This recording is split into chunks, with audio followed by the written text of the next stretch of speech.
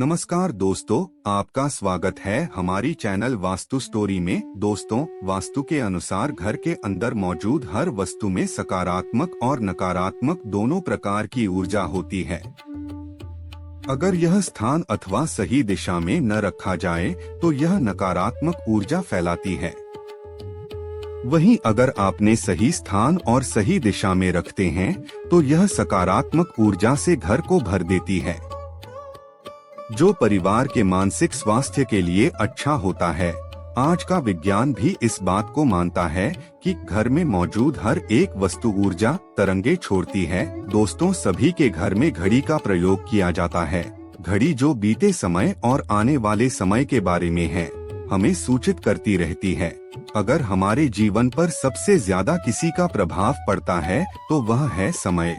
हर किसी का समय एक जैसा नहीं होता। अच्छे और बुरे समय सभी के जीवन में आते ही रहते हैं। इस समय चक्र का चलना चालू ही रहता है। समय किसी के लिए नहीं रुकता। किंतु अगर हम आपसे कहे कि आप अपने समय को अच्छा बनाने के लिए कुछ उपाय कर सकते हैं, जी हाँ, आज हम घरों में लगी घड़ी, जिसको हम रोज निहारते हैं, पर कभी यह नहीं सोचा कि यह घड़ी हमारा समय बदलने में है और अच्छा समय लाने में मदद कर सकती है।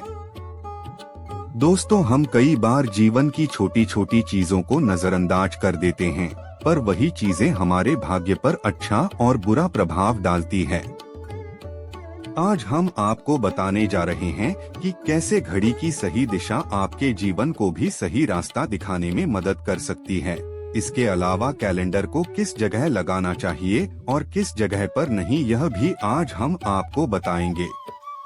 अगर आपने चैनल को अभी तक सब्सक्राइब नहीं किया है तो इसे सब्सक्राइब कर लीजिए, ताकि आप ऐसी आध्यात्मिक और महत्वपूर्ण जानकारी वाले वीडियो देख सके।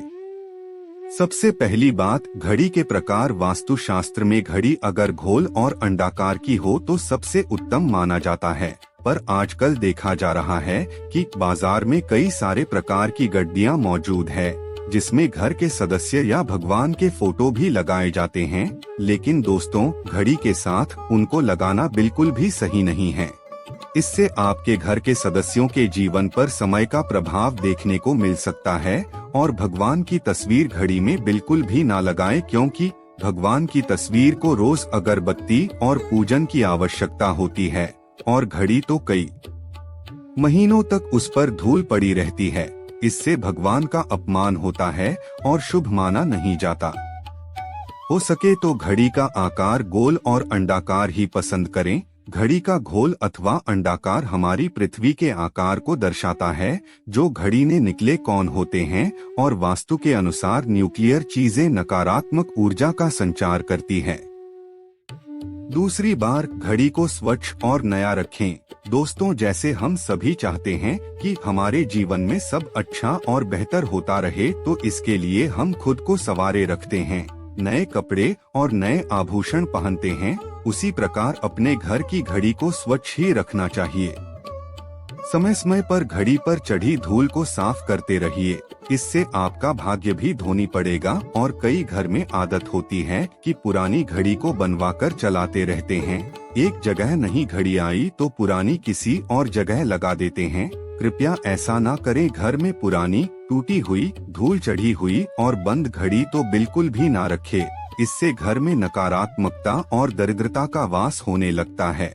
बंद पड़ी घड़ी को घर में रखने से व्यक्ति के जीवन में नए अवसर नहीं आते और वह अपने कार्यों में सफलता प्राप्त नहीं कर पाता।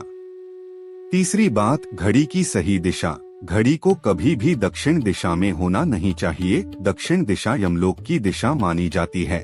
साल का अंतिम चक्र यहीं से शुरू होता है, इसलिए वास्तुशास्त्र में इस दिशा को घड़ी के लिए अशुभ माना गया है।